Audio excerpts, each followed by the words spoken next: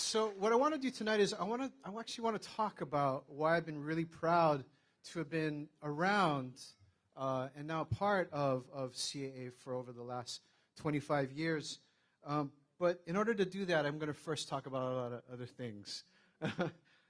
So it's election season, right? And for politicians, of course, it's a time for kissing babies, for shaking hands, and for pulling out the most racist ideas that you have to pander to your most extreme constituencies.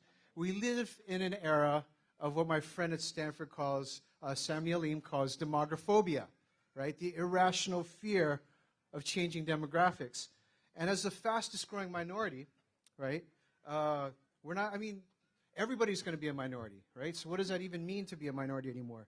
But as the fastest growing minority, we know that no small part of that fear is been instigated by us. And it's led to division, right? A poll taken in February shows that 4 in 10 Americans believe that during the Obama administration, race relations have gotten worse. And so like climate change, the culture wars seem to become a permanent fixture of our daily lives. They're the social price that we pay for being unable to confront racism and the systems of privilege that have been constructed and reconstructed to maintain it.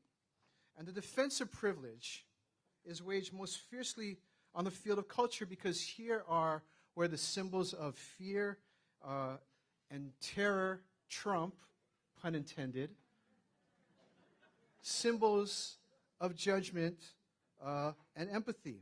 And so we've seen attacks, right, on San Francisco and other cities around the Bay Area for being sanctuary cities. And we've heard about that amazing list of Republican proposals over immigration. Let me just cite a few, right? All the candidates support expanding the Great Wall of Mexico. But Scott Walker decided that he'd go one step further and propose building a Great Wall of Canada. And to be fair, some Canadians thought that this was probably a really good idea. Chris Christie suggested that we should track immigrants like FedEx packages because, of course, immigrants are just like FedEx packages. And one day, Jeb Bush starts going off on anchor babies. And when he's asked to clarify, he says, oh, no, I don't mean Latinos because, of course, his wife is Mexican-American, and he wouldn't be able to go home that night, right? Obviously, it would make his wife mad at him. And by the way, he checked the box Hispanic in his voter registration form in 2009, just like he smoked marijuana once. But he said anchor babies. I'm not talking about the Latinos. I'm talking about the Asian ones. And this has led us to Donald Trump's revival of that insane idea to end birthright citizenship, a movement based in extremist interpretations of Wong Kim Ark versus U.S., right? And the 14th Amendment that would take us back 120 years. Now, we know Wong Kim Ark. Even if we don't know all the facts of his case, we at least understand his story. We understand his humanity. We understand that all of these cultural arguments have denied him and many of us, immigrants, sons, daughters, granddaughters, great-granddaughters, great-grandsons of immigrants, their stories, their humanity. Wong Kim Ark was born in 1873 and raised literally around the corner, right here, 751 Sacramento Street. You can check it out on the way home, right? His family left after the passage of the Exclusion Act because of the intense racism. And he returned at 17 and found a job as a cook working in the Sierra Mountains. And in his way, his story was like my own grandfather's story, set in Hawaii, of course. And like the story of many of us here in this room, he returned to China to marry and to have a child. And he came back to San Francisco in 1897, and that's when he was detained. That's when they stopped him and said, we're not going to let you in. And so he decided to fight at that point to have his citizenship recognized. Now, in the majority opinion, Supreme Court Justice Horace Gray wrote that the law was clear. He wrote, the amendment, the 14th Amendment, in clear words and in manifest intent, includes the children born within the territory of the United States of all other persons, of whatever race or color, domiciled within the United States. And to argue otherwise was to question the morality of his migrant parents, right? It's to suggest that they were immoral somehow to want to migrate in the first place, that they were merely there to transact business, right? To cook or to provide labor or to drop an anchor baby. And then it suggested that the fate of these children of migrants was sealed by their birth to immoral parents. Because how could a worker or an anchor baby ever be connected in a real way to the American body politic? And if this logic seems circular and dumb, that's because it is. But it's the argument that right-wingers used then. And it's the argument that right-wingers use now, that Trump and the Republicans are using to maintain that migrants and their children should be permanently relegated to sub-citizen status. The Republican Party is playing more than ever to white anxiety in what Barbara Ehrenreich in the 1980s termed fear of falling. Fear of falling.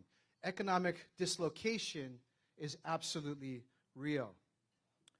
But what Trump does is he succeeds as a cultural figure because he masks that truth better than any of the other candidates. It's interesting to note, of course, that Trump, right, Carson, Carly Fiorina, they're all independently wealthy. Trump and Fiorina in particular made their fortunes by running their businesses aground, right, laying off tens of thousands of workers, and then supporting the big banks that bailed them out. And Trump has led the field in creating these specters where none exists, right? So during a period in which immigration has dropped precipitously, he conjures hordes of quote-unquote illegals, stealing U.S. jobs and tax dollars. He's been particularly imaginative. Last month, he tried to tie undocumented immigrants to the uprising in Ferguson, projecting the time-tested image of violent youths of color marauding through the streets. It's like truth doesn't even matter anymore.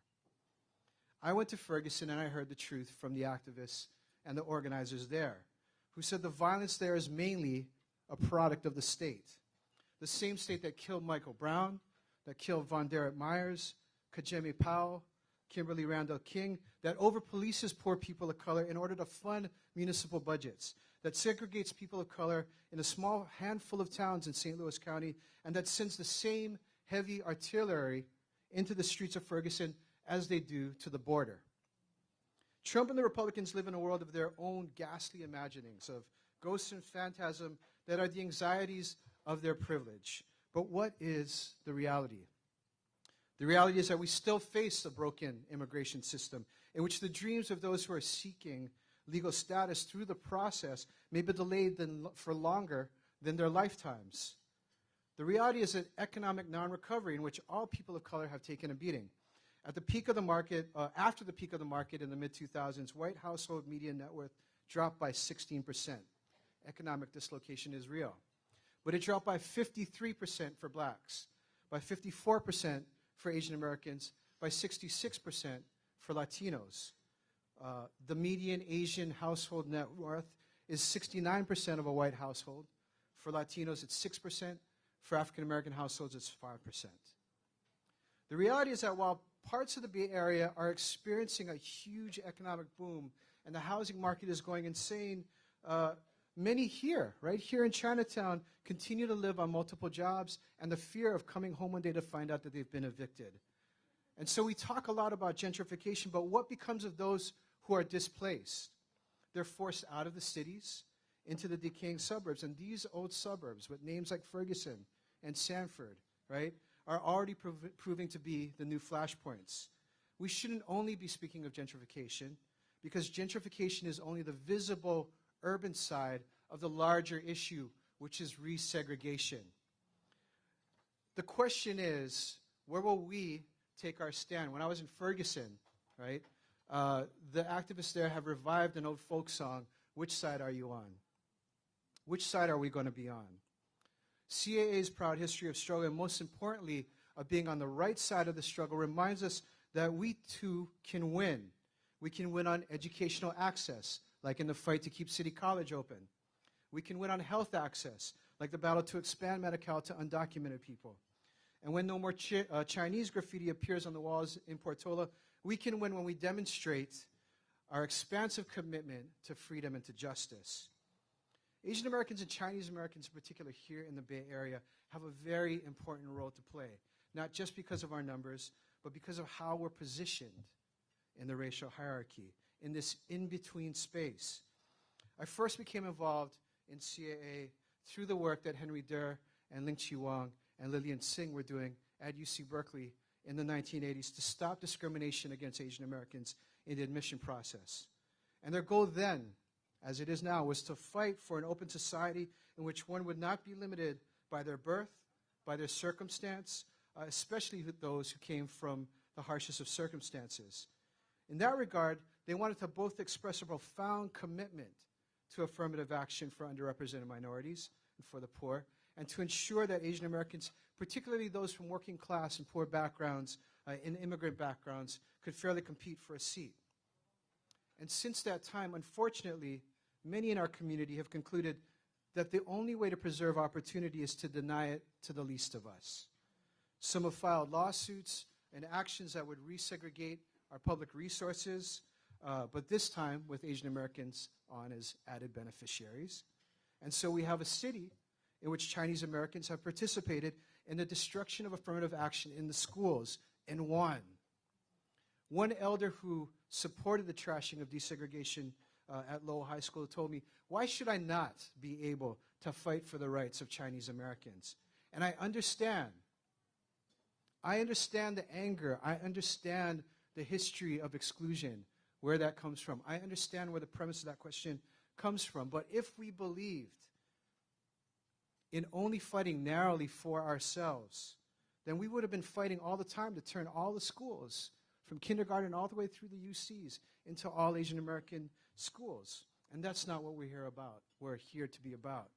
CAA has always been about the expansive belief in justice and a desire for freedom. Opponents of affirmative action had no care for ethics or justice. They enlisted Chinese Americans to undo the consent decrees and desegregation orders, and yet we still won. And Lowell is now overwhelmingly Asian. But that's not what freedom or justice or democracy should look like. We can't consider that a victory. So which side are we on? Earlier this year, a Chinese American police officer killed an unarmed innocent black man in Brooklyn. Officer Peter Liang was doing a vertical patrol in a housing project, and due to his recklessness, he fired off a round into an unlit stairway, and it killed Akai Gurley.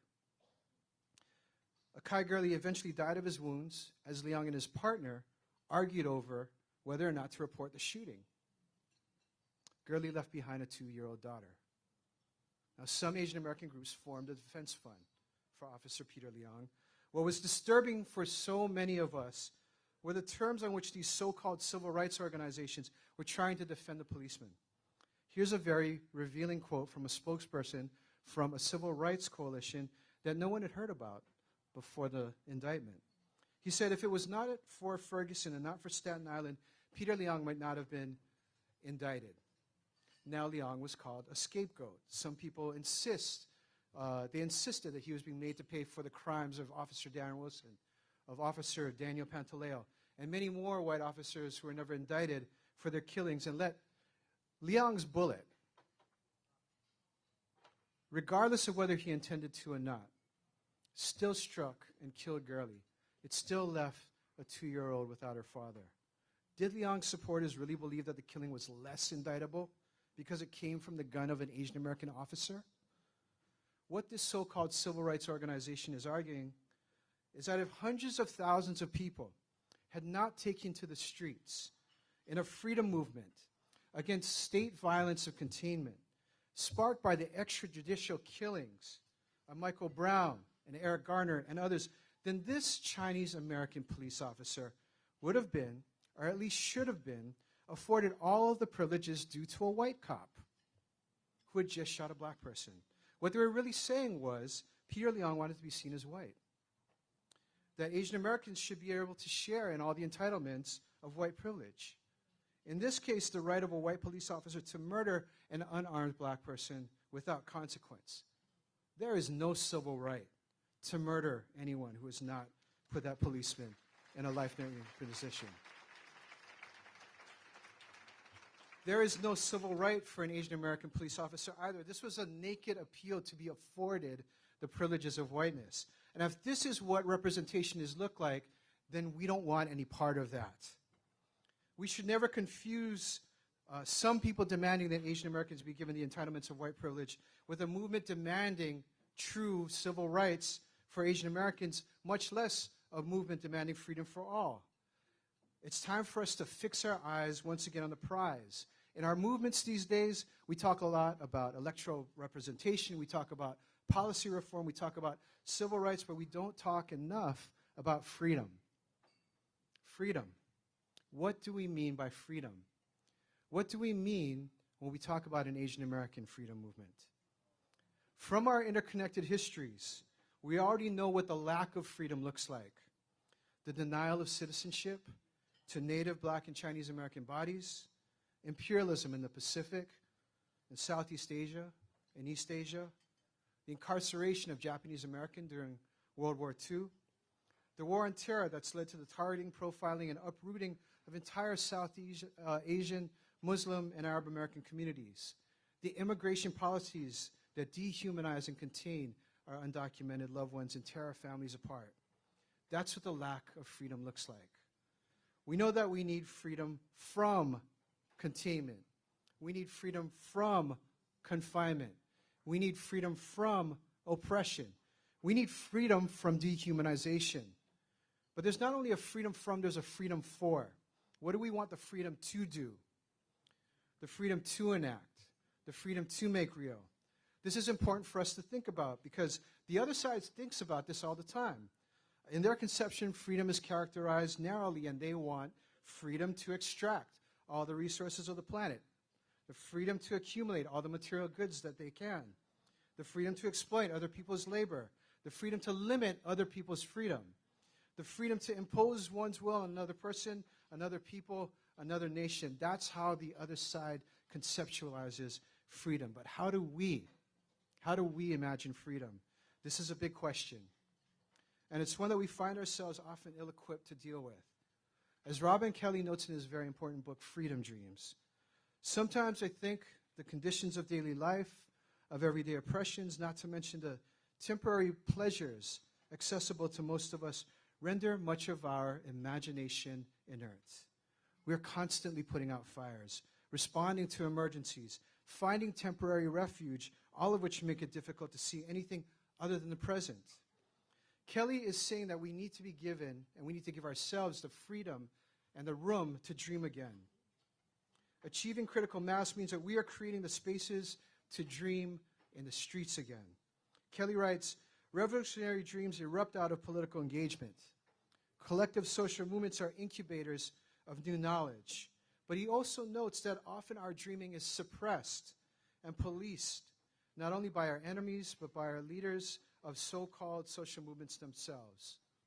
And so the fight for Asian American liberation, the fight for Asian American freedom, gets diverted into narrow, often ethically and morally bankrupt representational politics. Our own struggle for freedom cannot only begin and end with representation. Our freedom is tied to other people's freedom. Freedom is about the commitment to the least of us, not to the abandonment of some.